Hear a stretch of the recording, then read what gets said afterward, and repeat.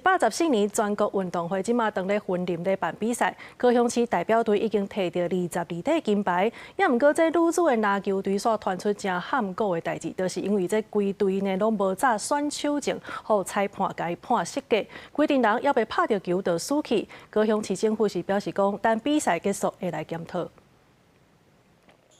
快速传球互相暗号找找得分的机会。114年全国运动会女子篮球比赛，这几天当日进行8强的赛程。原底高雄队19要甲台南队比赛，不过大家拢想袂到，这场比赛选手连球都也被卡到，就输去。而且输球的原因竟然是全队的选手证，和教练闹交伫外馆区，未付计长工比赛使用。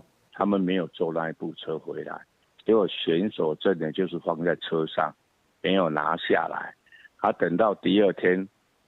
早上8点多要比赛的时候，就发现选手证没有带。那个人无责任，你唔知？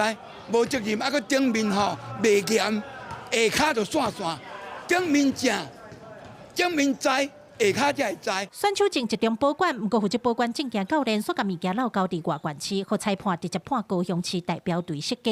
有球员碰这种代志，竟然会发生伫全国性的比赛。高雄市的管理阶层到底是倒一粒螺丝说无安？高雄市运发局不要只会当这些协会还有这些体育总会的财神爷，也更应该要去实际的督导，不要让这件事情成为高雄体坛的笑话，让螺丝掉满地。 篮球委员会必须针对这一次的缺失来进行检讨。那不过现在还是在这个比赛的一个期间，相关的这个检讨，我们也等球队回来再来讨论。 高雄队第一场输大包，第二场对台南因为无证件红判失格输去，第三场赢台中，一胜2败成绩，敢若会当甲金门拍5-6名。因为无证件无法度争取更较好的成绩，对辛苦训练的选手来讲，真正损失上大。记者柯家族柯兆勇高雄场报道。